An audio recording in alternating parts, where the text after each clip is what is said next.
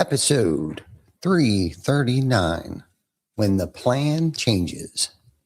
We have a kind of a belief system that either we're going to push you up or we're going to push you out. I don't want to be around 5 other people that aren't pushing themselves to succeed. Success isn't about taking, but giving value first. Compensation follows contribution always. This is true authenticity. It's the truth. Every week, this is our story. We share with you our journey. We share with you our scars. Please welcome your host, Ty Cobb Backer. Welcome back to another episode of Behind the Tool Belt.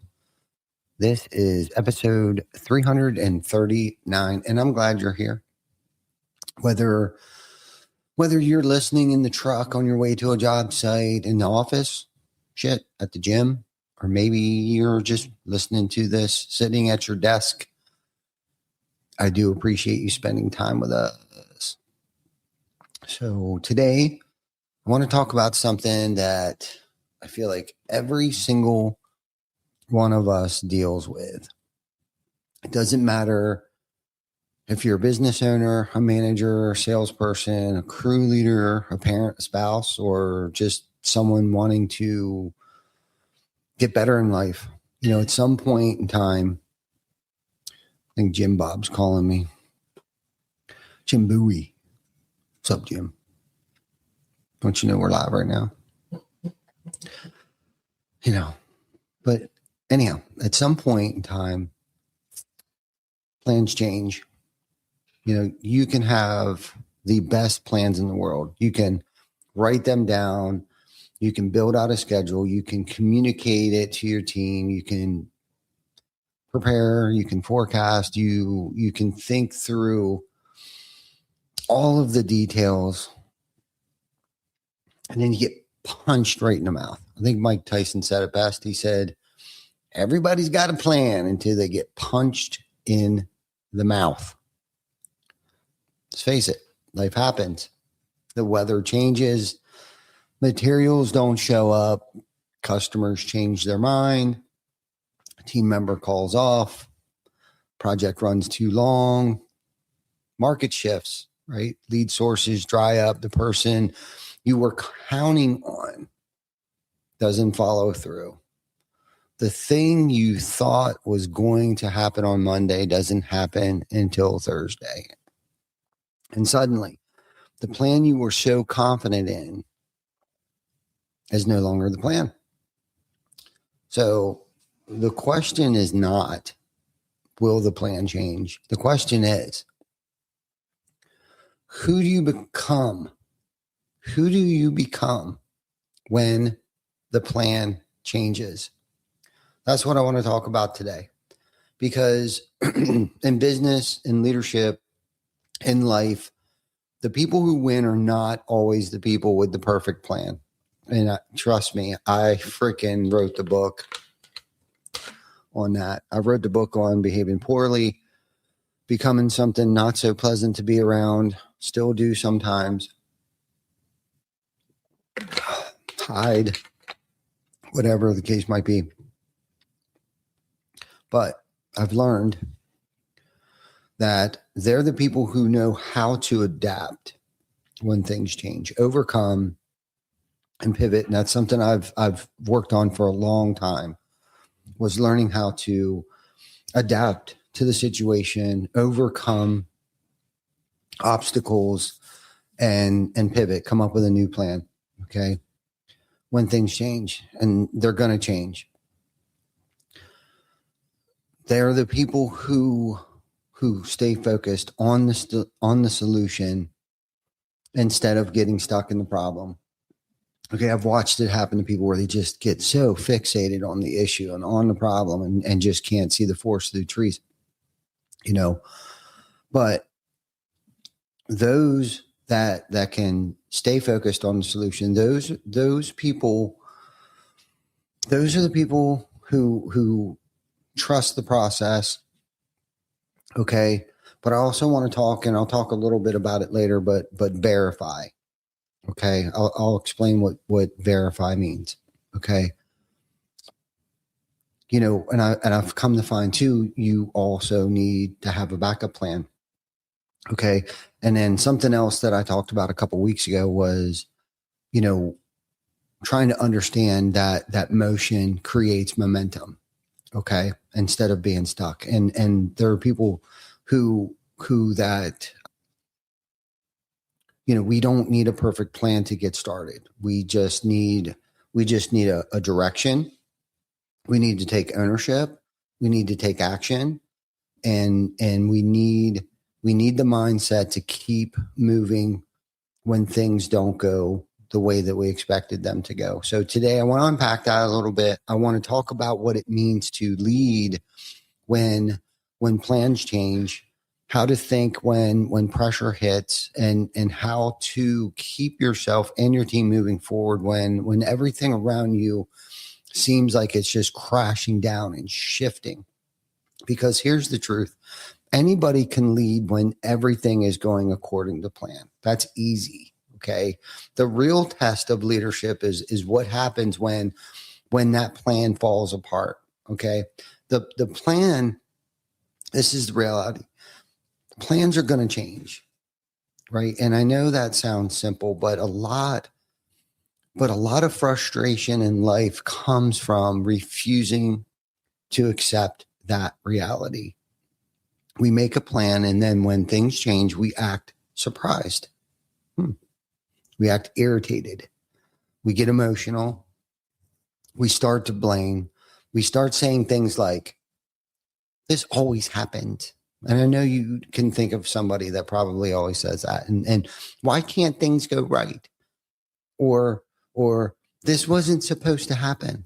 Listen, I get it. I've been there. Okay. It's easy to start pointing the finger. But when you're building a company, leading people, whether it be your household, your family, running a job, managing crews, taking care of customers, dealing with vendors, and trying to keep all the wheels turning, it is easy to get frustrated when things don't go according to plan. But over time, the one thing that I've learned a changed plan is not always a failed plan. Okay. I feel like we've been talking about this a lot, at least around here. Maybe not necessarily on the podcast here, but sometimes a changed plan is just the next version of the plan. Sometimes it's a small adjustment. Sometimes it's a test. Sometimes it's redirection. Shit. And sometimes it's even protection, because sometimes the things that didn't go the way that we wanted them actually saves us from something worse later down the road. And I don't know how many, I can't even count on both hands how many times I've been saved by things changing, plans changing, going a different direction and learning how to pivot. But you won't see that if you're too busy angry, okay, about the first plan not working, that, and that's why I believe mindset matters so much. When the plan changes, the first thing you have to manage is not the schedule or the crew or the customer or the project. The first thing you have to manage is yourself. Okay. Your reaction, your attitude, your tone, your energy, because as a leader, people are watching how you respond. Okay. If you panic, your team panics. If you complain, your team's going to complain. If you blame, the team is going to blame. Okay. But if we can just pause, think, adjust, and move forward, the team learns to do the same thing. That doesn't mean you pretend everything is fine. Okay. That doesn't mean you ignore the problem. That doesn't mean you don't hold people accountable. It means you choose to be solution focused instead of problem obsessed. And listen, I'm speaking from experience. I've got to experience it on both sides, where I've become so obsessed over the issue, and it's just one small issue. Okay. 99% of everything else can be going right. And I get hemmed up on the 1%. And I can't think, and I'm basing my decisions off of my short-term emotions. And that affect our long-term goals. And it's something that I have to really pay attention to and pay close attention to, because there's a huge difference between problem obsessed people keeping, keep circling the issue. Okay. They keep talking about like what went wrong. Okay. They keep reliving the mistake. They keep pointing fingers. They keep looking backwards. Okay. And where I try to stay focused is in the solution. Okay. Cause I can get stuck in that circle. Okay. But if and when I can acknowledge the issue, identify the next move and get back into motion, that seems to make a difference. And I snap out of it quicker. Okay. But if I just stay stuck in my shit, close the door, not talk about it, don't bounce it off somebody, get it out of my head, write it down and start executing a plan. That's when things get worse. And in business, especially in the trades. Okay. We can't afford to stay stuck for very long. There's way too much at stake. Okay. Customers are waiting. Crews are waiting. People are waiting for answers. Meanwhile, the schedule is moving. That affects cash flow. Our reputation can be affected. The team's confidence, becomes weak. Okay. So yes, feel the frustration. Okay. For a minute. Okay. Take a deep breath, step outside, say a prayer. Okay. Go for a walk around the building. I don't know how many times I've done that. I don't know how many times I've seen Vic do that. Okay. I've seen people out there, but we can't live in it. All right. The plan changed. So now what? And we got to ask ourselves that question. Like, now what? And that's a simple, short, but very powerful question. Now what? Not, and I've done this. I've replayed this. Why me? Who can I blame? Why does this always happen? But now what? That question moves me from emotion to action. Like my brain kicks in and starts seeking solutions. Okay. And action is where the momentum starts. Okay. One of the biggest skills we can develop as a leader is the ability to adapt. Okay. Adapting does not mean lowering the standard. It doesn't mean giving up on the goal. Okay. It doesn't mean letting chaos run the company. Adapting means you stay committed to the destination while being flexible with the route. And that's important. Okay. Adapting means you stay committed to the destination while being flexible with the route. Okay. The destination may stay the same, but the route might change. Okay. We can get to the same place. We don't always have to take the same route to get there. Okay. We may still be committed to growing the company, which we are, but the way that you get there might change for sure. There's no doubt about it. You may still be committed to serving the customer, but the schedule might need adjusted. Okay. You may still be committed to developing the team, but the training might need modified. Okay. You may still be committed to hitting the goals, right? But the strategy might need to change or evolve. Okay. That's adapting. Okay. And then there's overcoming. Okay. Overcoming means you don't let the obstacle become the excuse. And I thought long and hard about this. Okay. Because each and every single one of us has obstacles. Every person has challenges. Every freaking team has setbacks. The companies that grow are not the ones without the problems. They are the ones that get better at solving problems. Okay. And I've said this before, and I truly believe it. Business is problem solving. That's what we do. Customers call us because they have a problem. The roof is leaking. The siding is damaged. The gutters aren't working. The lawn needs attention. The home needs protected. They need some type of home improvement. They have a problem and they are trusting us to solve it. Okay. But inside the company, we're solving problems too. Okay.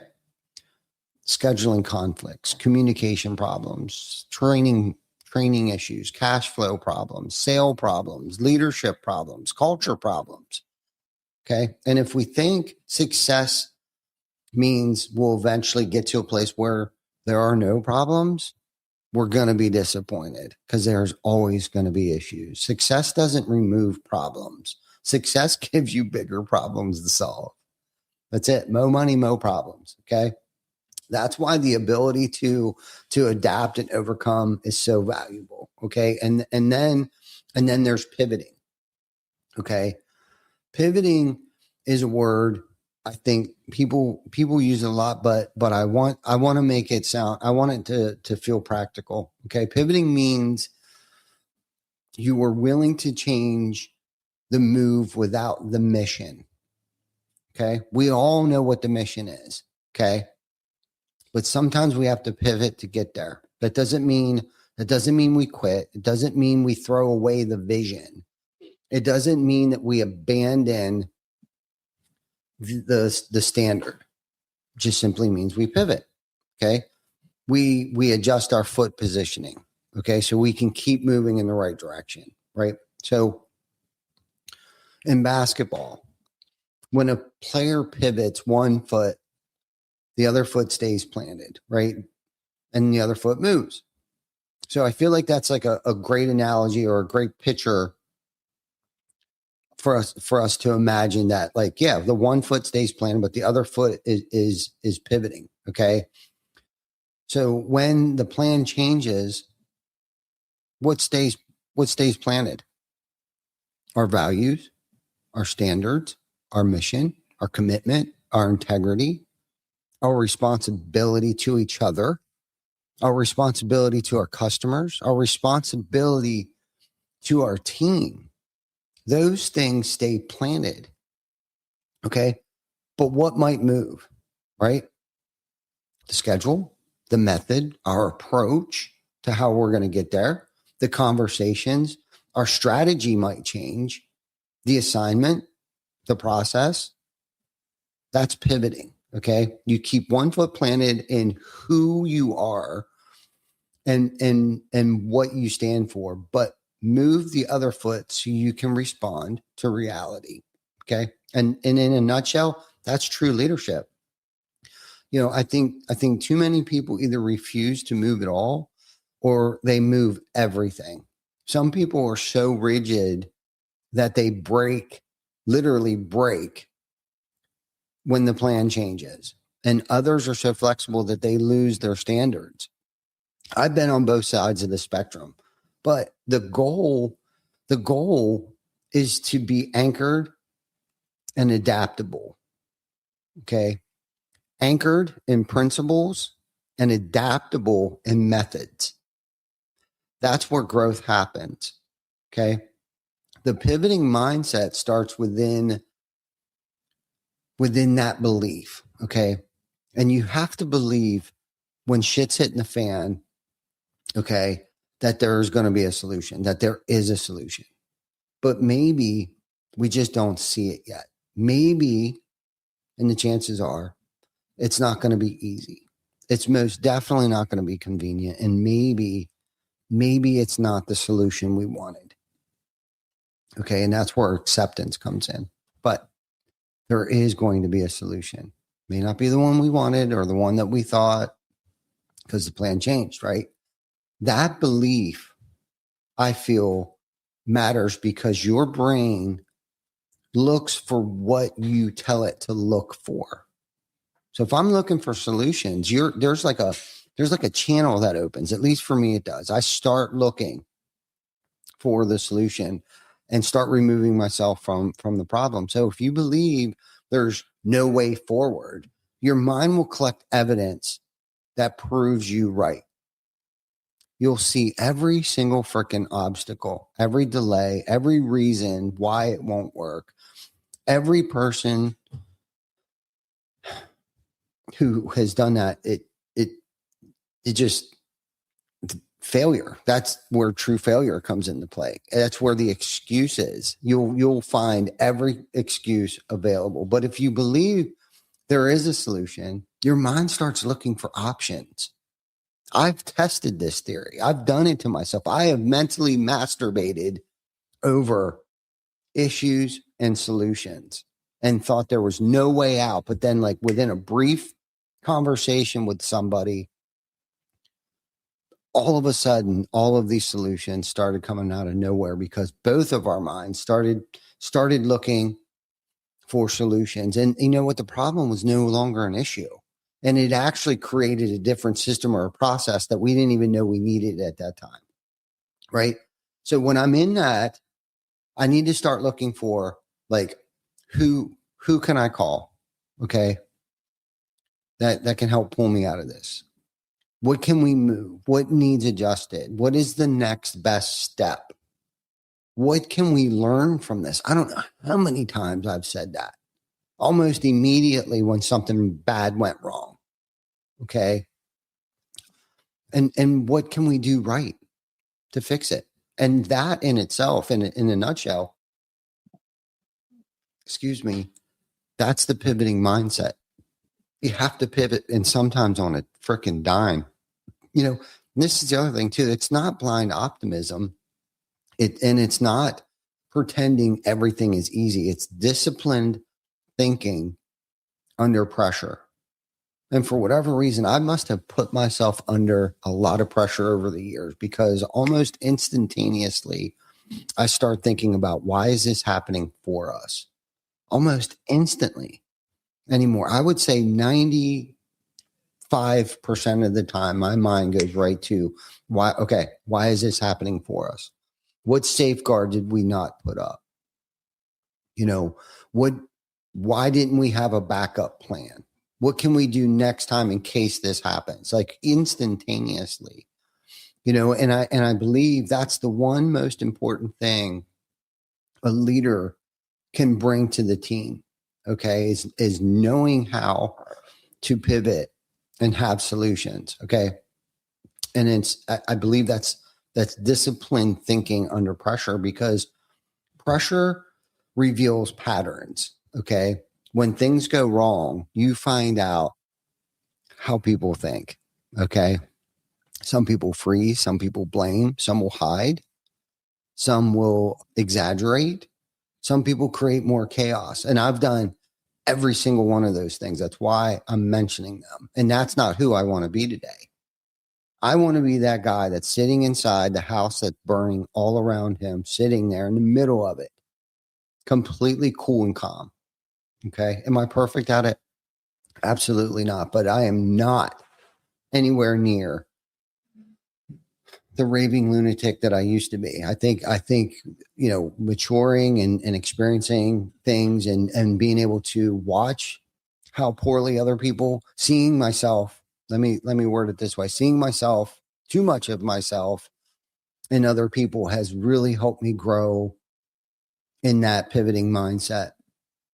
And the other thing I had to learn to do too was I had to learn how to slow things down in the moment.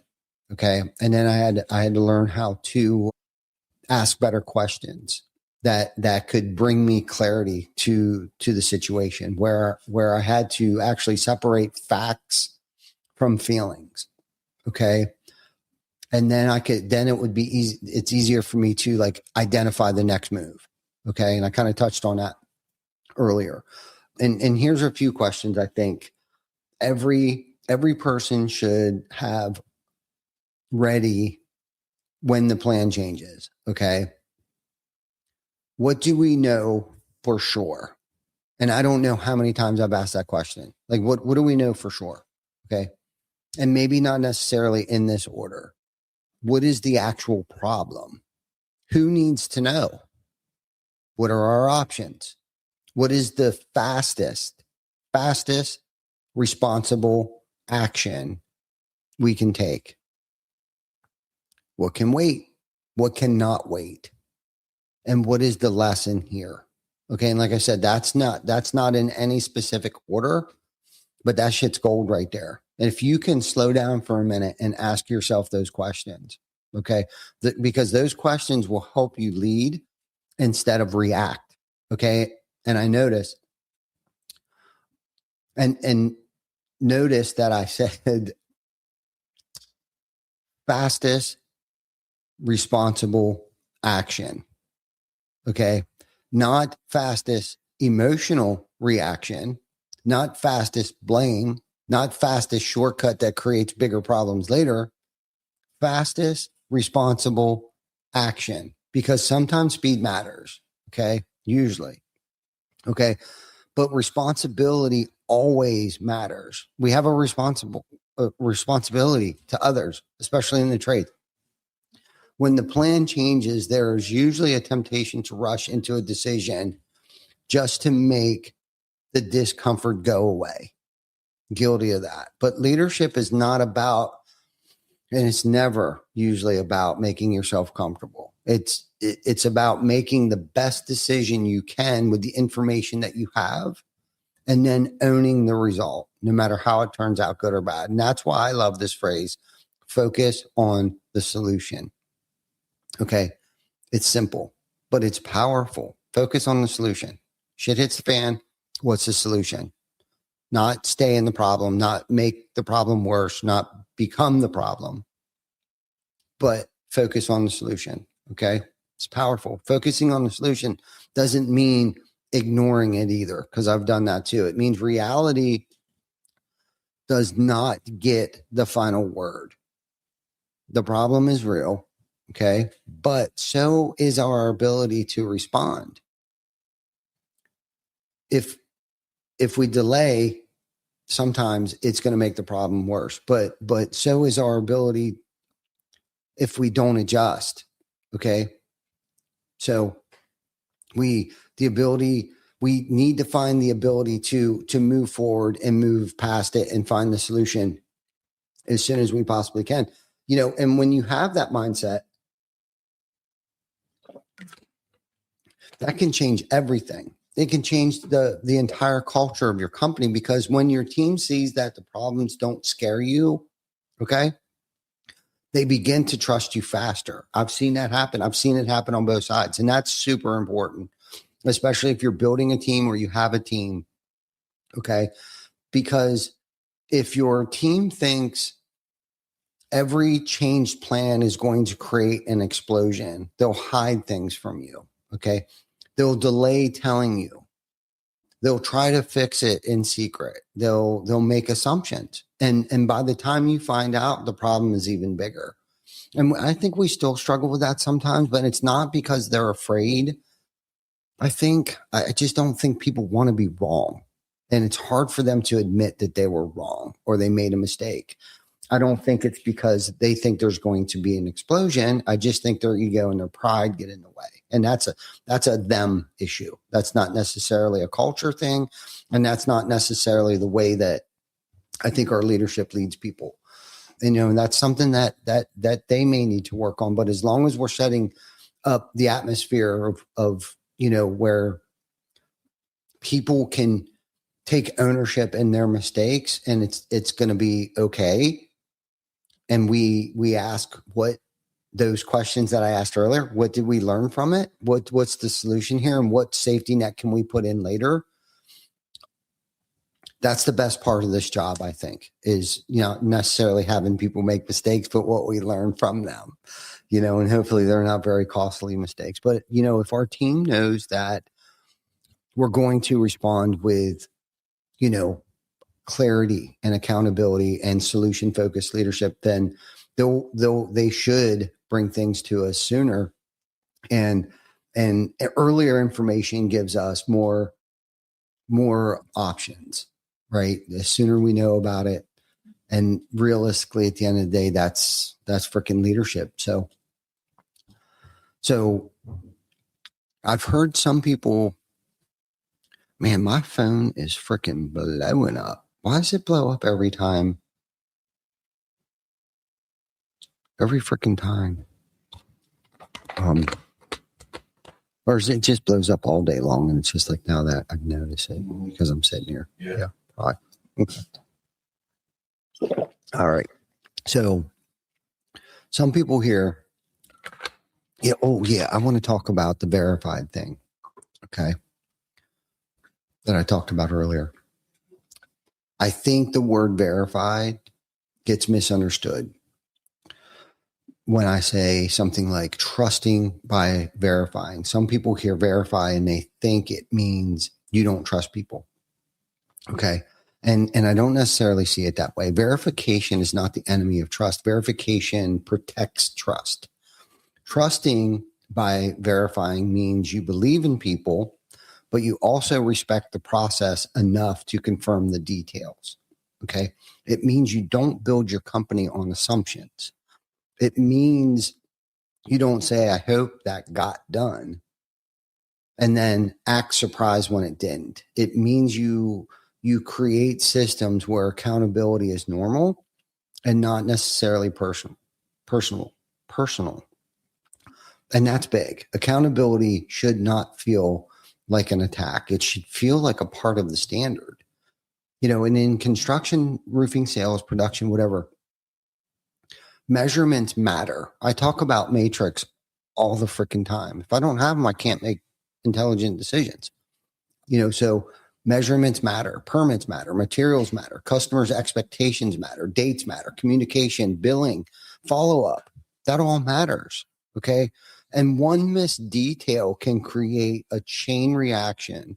So when we verify something, we are not being negative, we're being responsible. Okay. If a salesperson says the paperwork is complete, verify. If production says materials were ordered, verify. If the schedule says the job is ready, verify it. And so on and so forth. Not because people are bad or they're lazy and not because we're micromanaging them. It's because clarity prevents chaos. And when the plan changes, clear information becomes even more important at that time. You cannot pivot well with bad information. You cannot solve the right problem if you don't know what the problem actually is. You cannot even make a strong decision from weak details.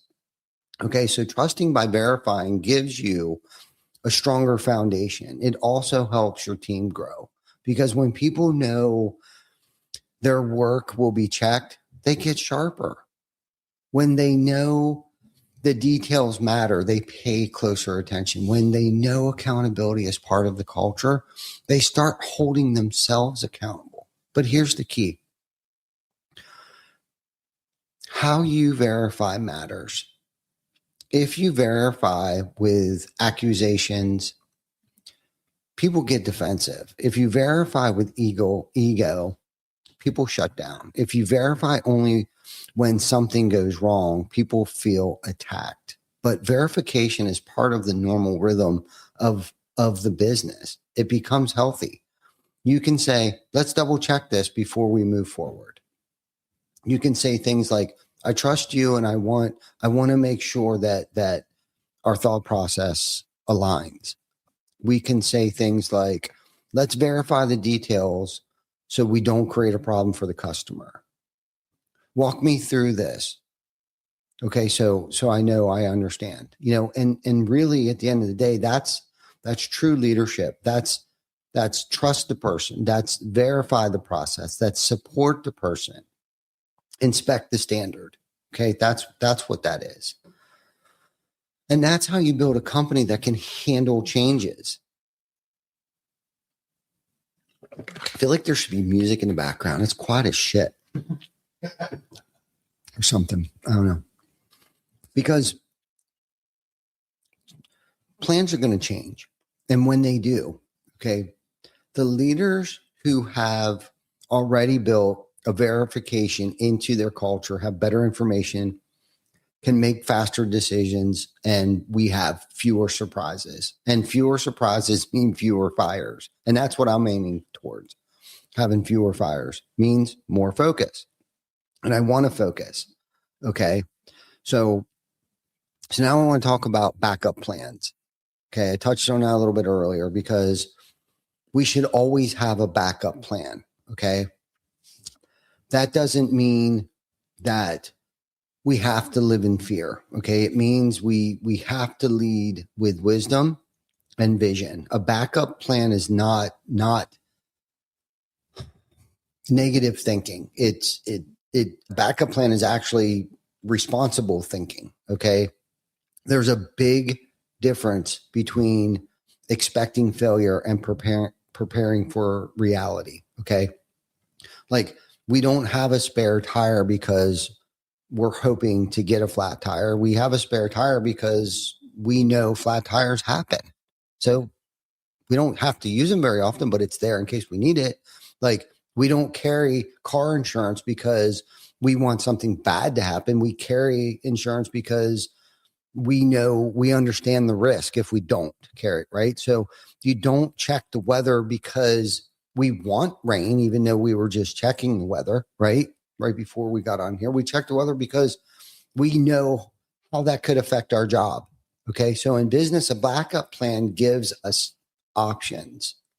Okay. Vic and I talked about options for the pop-up food drive today. Like, what if it rains? Vic's like, well, maybe I will deliver the stuff the night before and store it so it's there so we don't have to pull it out of the back of the truck and everything gets wet. It will already be under cover and we can just pull it where we need to pull it so it doesn't get wet. It's not because we want it to rain. We just need an option. We need to, and options create confidence. We feel very confident. We were both like, we got this. Why? Because we reviewed our options. Okay. So when you only have one plan and that plan breaks, okay, people tend to panic. Panic starts setting in. But when you have, thought, when you think through the alternatives, we can move a lot faster. Okay. So if the materials on a job site don't arrive, what's our next option? If this crew gets delayed, who can we call? And these are all things that we discuss and review, and everybody should already have a plan B on most of these things. And this is one for Vic here. Like, so if our lead source slows down, where else are we going to create options? Okay. If an employee's out, who is cross-trained? If this customer isn't ready, what's the next best use of our time? Okay. Like, we've had that happen before where, like, they're not ready. We have the crew, everybody's there. Okay. Do we have a plan B? Do we have another job that's stocked that we can move them to so we're not wasting a whole entire day? I mean, now that I brought this to everyone's attention, it's like, yeah, we've always had plan Bs. We just never identified it that way. Backup plans are not just about emergencies. They're about leadership capacity. The more prepared we are, the less emotional we have to be. Okay. We can just hop to it. So think about that. Preparation lowers emotions. Okay. When you're unprepared, everything feels like a freaking crisis. But when you're prepared, problems are, they're still frustrating, but they're manageable. Okay. And that's why systems matter. I harp on systems and processes. Okay. That's why training matters. That's why communication matters. That's why having the right people in the right seats matter. Okay. And this is another one. That's why documenting the process matters. Okay. Because a backup plan is not always a separate plan sitting in a drawer. Sometimes your backup plan is a trained person.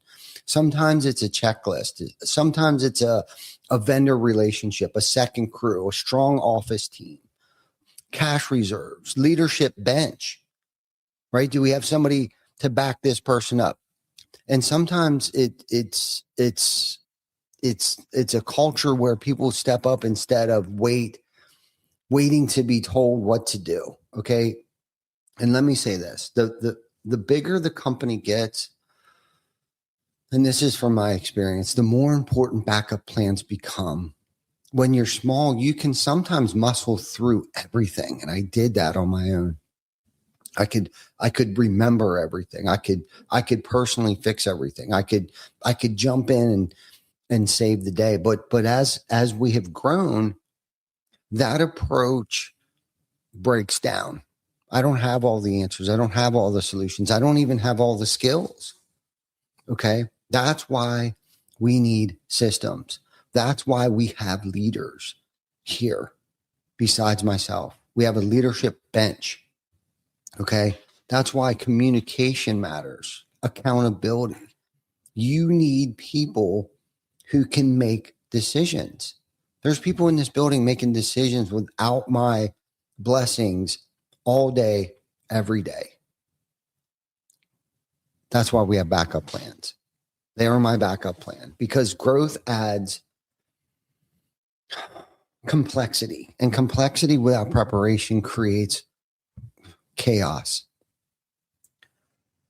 uncontrollable chaos. Ben there, did that. So if you're listening to this and you're leading a team, leading a family, doesn't matter. Okay.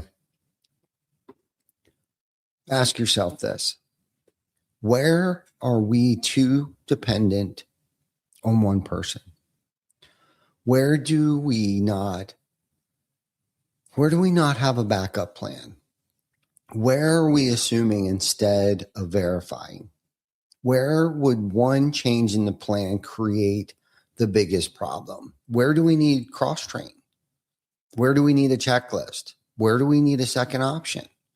Those are leadership questions that we should be asking ourselves on a day-to-day basis, or at least a weekly or monthly basis. Okay. Those and they're not always exciting questions. Okay. People tend to get a little freaked out when you start asking those questions, but they're questions that will protect us. A backup plan might not feel urgent. Okay. When everything is going well. And this is the thing I've learned. Okay. But when the plan changes, I know I'm grateful when I have one. Okay. I may not see what the plan B is yet, but there's normally one sitting there. I just have to open my eyes and look for the solution. So let's talk about one of my favorite ideas. And we've talked about this a couple podcasts ago. Motion creates momentum. And sometimes when the plan changes, people stop moving. And I got to experience this. Okay. Sometimes we'll freeze. Sometimes we'll wait. Sometimes we'll overthink. And that's probably one of my biggest downfalls where I'll have, and we talked about this on Saturday a little bit, where we have an overactive mind and an underactive ass. Sometimes we just got to get off our dead ass and do something, right? But we want the answers, right? Before we take the next step. And I think that's where I get hemmed up, where it's like, but I need clarity. I need to understand. Okay. And there are times when we need to there will be times where, we need to just pause and think. And then there will be times when we need to gather information, and there will be times when rushing creates even more problems. And that's something else I had to learn too. But there's a difference between a wise pause and being stuck. A wise pause creates, for me anyhow, clarity, right? But being stuck, and I have to differentiate the two. Is it wise thinking, or am I being stuck? Because being stuck creates disorganization or decay, I guess. And when things are uncertain, the next right action matters. Not the perfect action. And I think that's probably where I get hemmed up, because I think I need the perfect or the next right action.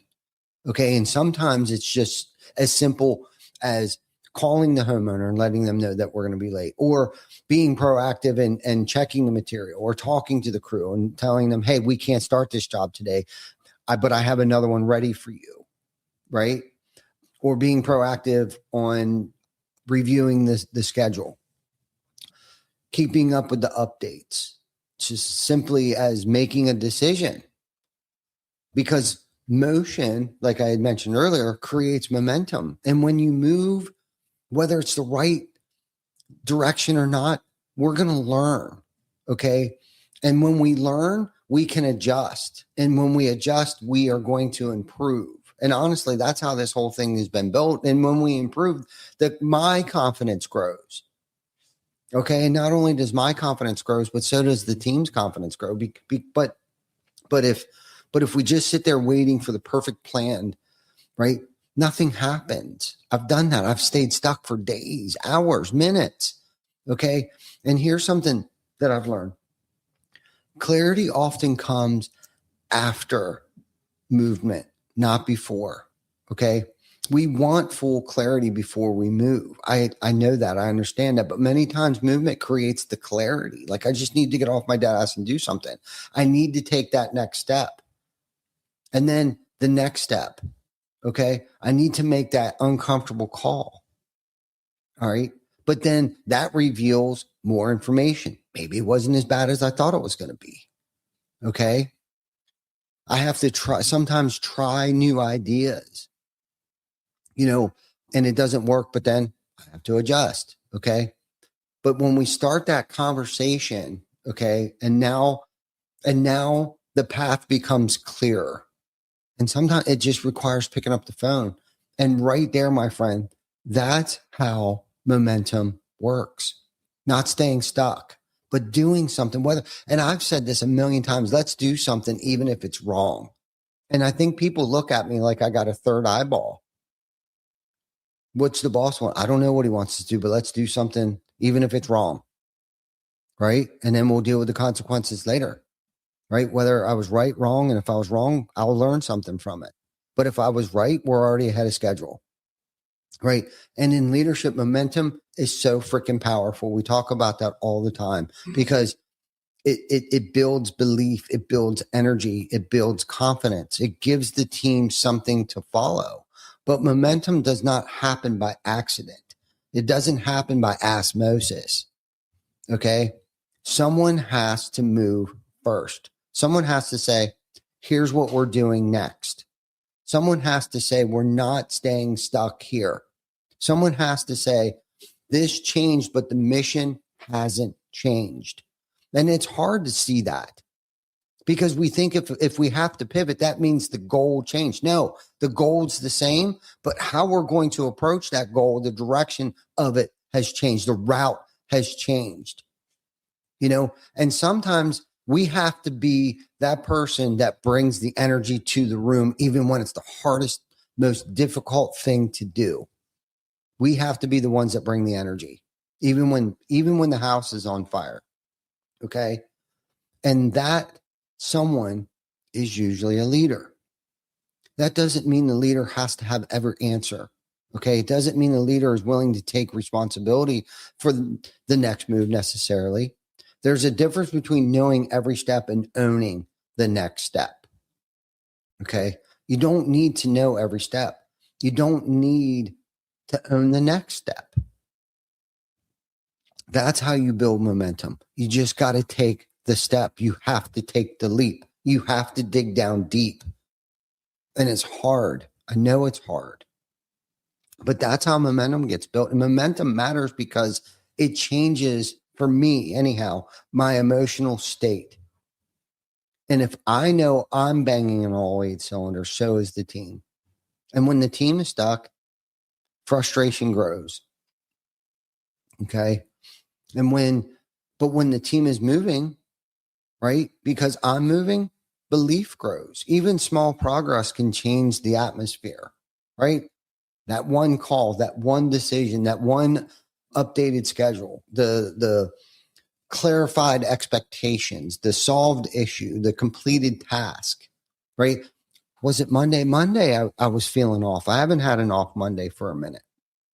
Okay.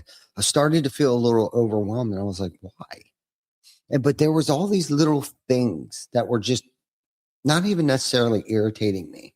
Okay. But it was almost overwhelming where I didn't know quite where to start. So I just started with the one thing. I knew I had to go through it seems like all of our credit cards for the company are expiring at the end of the month. And there's, I don't want to say there's a huge stack, but it's more than one, and it's a couple different. So it's not like one call, I can take care of 2 cards. It's probably 5 different calls that I have to make. And I know how long that can take sometimes, especially if you can't get through to somebody or if they don't speak very good English or whatever the case might be. Okay.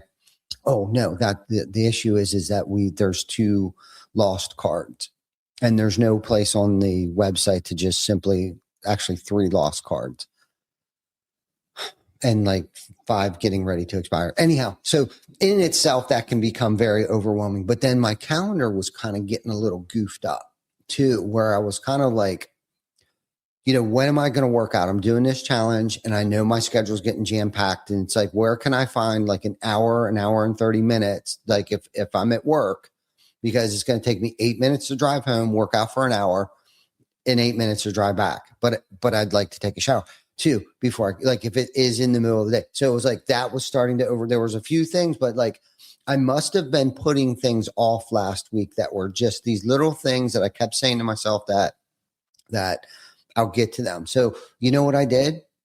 I started one thing at a time. I took care of the one credit card. I took care of this week's calendar. I didn't do the whole month. And we've talked about this before. You know what I mean? I feel like I got to take care of the whole freaking year on my calendar. I'm going to dial this shit in like nobody's business. Right. And it just completely overwhelmed me. And I was like, dude, I'll just do the week. Let's just do the week. And then I did like Monday and Tuesday of next week, because those days kind of mirrored each other. This Monday and Tuesday and next Monday and Tuesday. I thought, all right, I got this. It's cool. So then I could slowly start to feel like the anxiety to dissipating, right? Because I didn't tackle the whole rest of the challenge. We're day 24, I got 20 days left. And so, I didn't get crazy because we got the holiday coming up, and there's some schedule changes in there that are kind of out of my control, and we're closed here on Friday. So that kind of like, okay, where am I going to be on Friday? At what time? When am I going to squeeze them on? Like, and I started, the squirrel cage just started rolling, but I just started one little thing. And like I said, I could feel, you know what I mean? I needed to make a call. I did that. I updated my schedule. I started to do these things, and then the momentum came. Next thing you know, I was kind of in the groove, man. Like I was just knocking shit out, but like I was almost paralyzed. Like we all go through it. And I guess that was half of my point of like, I still go through this shit. Mondays still feel a little overwhelming to me sometimes, even no matter how prepared I got myself Sunday morning for the week. There were still some things that I don't know if I forgot. I didn't bring my notebook home to review my stuff. Yeah. And I didn't, I could have came back in. I drove probably by here, and I came in here twice, still didn't grab my notebook for Sunday morning. It happens. I'm human. Right. But I know I got to just start with the smallest thing and then take care of the next smallest thing sometimes, and creating that flywheel, like we talked about a couple weeks ago. So we're all human, you know what I mean? But what it did was it created, I started movement, which created momentum, and movement created that momentum. And so when, I guess getting back on topic here. So when the plan changes, I can't wait for perfect. You know what I mean? And I think that's what I do sometimes too. It's like, I won't do it if it's not going to be perfect. Like I can't do the whole year on my calendar. I'm not going to do it. I'm not going to do it at all. You know what I mean? Because I don't have an hour and a half to review the whole year on my calendar, or whatever stupid nonsense that I tell myself. But I got to get moving. I got to take the next step, and then the next step. And that's how I overcame that anxiety of the Monday morning, whatever the hell you want to call that. Do you still feel Monday morning a little weird sometimes? Not as much as you used to, I'm sure, but sometimes you just kind of get like that. I want to call it anxiety, and I think stemmed from fear of something, right? Like you're not prepared enough. I'm I'm inadequate. I'm not enough. I didn't do enough last week, or like all this crazy stuff. And you want to know why you feel that way? Because you're a high performer and you're your own worst critic. And sometimes we just need to give ourselves a break. You know what I mean? It's really not that important. Who gave a shit? We play time traveler too much. Yeah, We want to try and go into the future. for sure. So that brings me to an important point here, right? We don't need a perfect plan. Okay. And let me be clear about that. I believe in planning. I believe in preparation and having goals and writing things down and systems and processes and meetings that matter and accountability and measuring progress. Okay, I'll try to wrap this up. I know I've been on here for a minute. So when I say you don't need a perfect plan, I'm not saying you should wing it. Okay. And I'm not saying you should be sloppy or, I'm not saying you should ignore the details. What I am saying is that perfection can become procrastination. And that's what I was alluding to, that I started to procrastinate. And sometimes people use, I'm still planning, as a way to avoid action. They keep tweaking. They keep waiting. They keep researching. They keep talking and they keep delaying. And the real reason is fear, right? Fear of being wrong, failing, criticized, looking unprepared. I hate that when I look unprepared. Yeah. Or just fear of making the wrong decision. Just make the freaking decision and learn from it. Because here's the truth. You can plan the job, but the job site may reveal something different. Okay. You can plan the sales strategy, but the market may respond differently. Okay. And you can plan the meeting, but the conversation may go in a direction that you didn't prepare for, and you can plan the entire freaking year, but life may throw something unexpected at you. That doesn't mean planning is useless. It means planning is a starting point, not guaranteed. A good plan gives you direction. Action gives you feedback. And feedback gives you adjustment. And an adjustment gives you that growth. Okay. So don't worship the freaking plan. Use the plan. Use the plan as a tool. Okay. The mission is the point. And sometimes leaders, especially myself, fall in love with the plan and forget the whole entire purpose. And the purpose is not to prove that the original plan was right. The purpose is to move the mission forward. That in itself requires humility, because sometimes the plan changes because we missed something. And sometimes we made a bad assumption. Sometimes we didn't communicate clearly, and sometimes we didn't verify, like I mentioned earlier, or the training wasn't enough, or I moved too fast, or I waited too long. Okay. And when that happens, we have a choice. We can defend the old plan, or we can learn and build a better one. Okay. That's leadership maturity, right? Be willing to say, we need to adjust. That didn't work. Here's what I learned. Let's move forward. A perfect plan is not required. A committed team is. A clear mission is. A solution-focused mindset is. A willingness to act is. A willingness to learn and pivot. That's what moves things forward. Okay? So, you think life is going to go one way and then it goes another. You think the timeline is going to look a certain way and then it doesn't. You think a relationship, a season, a goal, a dream, or a situation is going to unfold one way and then something changes and then that happens. It can be hard. I get it. It can be painful, confusing, unfamiliar, but the same principles apply. Okay. In your personal life. Okay. We have to learn how to, for me, manage my response, stay focused on a solution, stay anchored in our values, pivot our approach, trust, but verify. Okay. Have a backup plan where we can, but keep moving. And by all means, don't wait for perfect. I think a lot of people get stuck because they believe a change plan means they failed.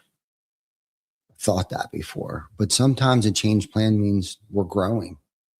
Okay. And sometimes it means you're being stretched. Sometimes it means you're being prepared. Sometimes it means a door closed because it wasn't the right door, and sometimes it means you need to develop a new skill. I have to do that all the time.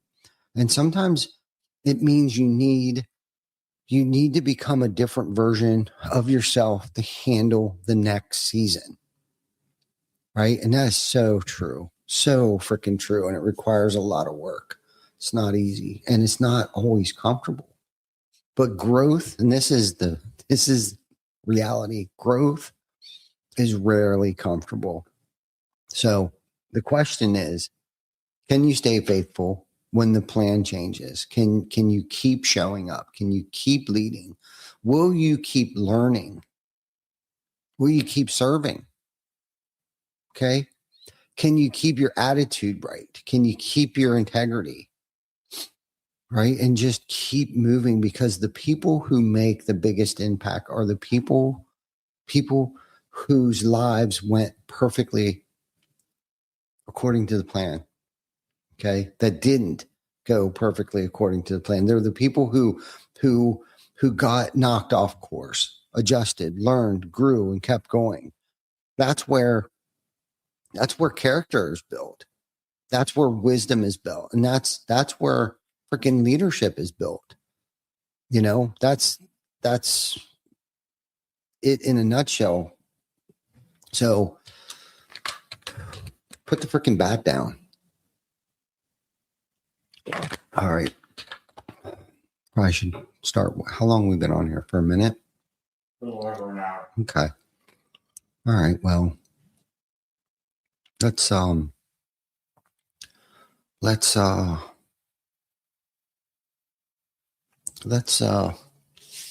challenge ourselves today. Let's look at an area of our business or our life where the plan has changed recently. Okay.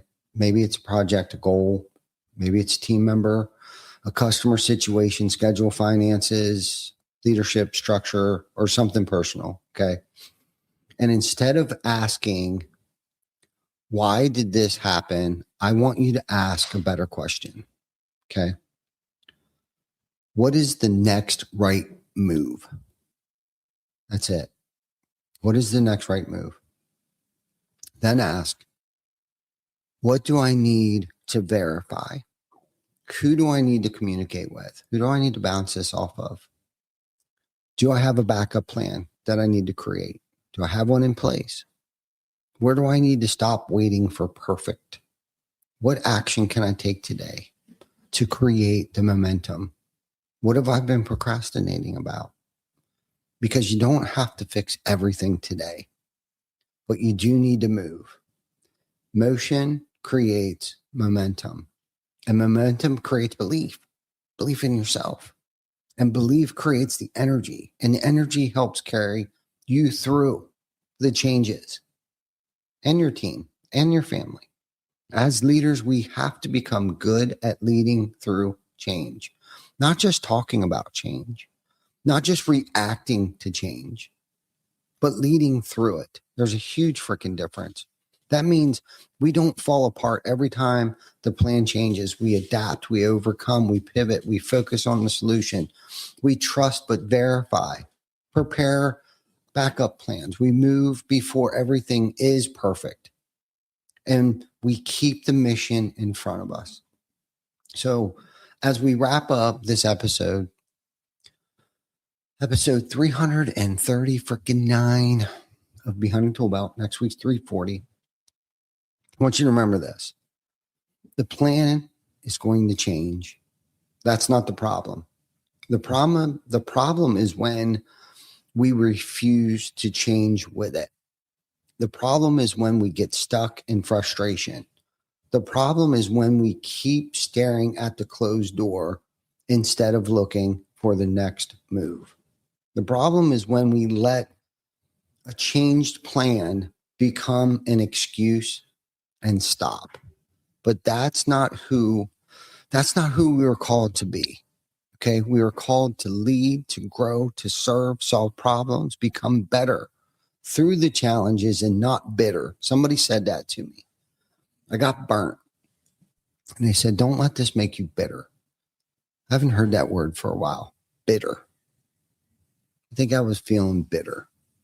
Must have been acting bitter. Anyhow, don't let it make you better and not bitter. Okay. So when the plan changes, take a breath, get the facts, focus on the solution, verify the details, communicate clearly, use the backup plan, take the next step, and keep freaking moving, because you don't need a perfect plan. You need the right mindset. You need the courage to act. And it takes a lot of courage. You need the humility to adjust, and you need the discipline to keep going. That's how you build momentum. That's how you build trust. That's how you build a team and a freaking business. And honestly, that's how you build a life. So thanks for listening to episode 339 of Behind the Tool Belt. If this episode helped you, share it with someone who is in the middle of a changed plan right now. Maybe they need the reminder that they're not stuck. They just need to pivot, and always keep leading, keep growing, keep serving, and keep building something worth being proud of. We will see you next time on Behind the Tool Belt.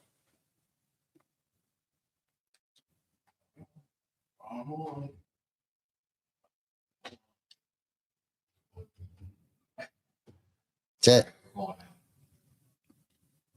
Thanks to our sponsors, TC Backer Construction, Hook Roofing Marketing, Roofle, and Project Mapit. And thank you for watching. Subscribe to our YouTube channel and follow us on Facebook. We are streaming on all major platforms. See you next week for another episode of Behind the Tool Belt.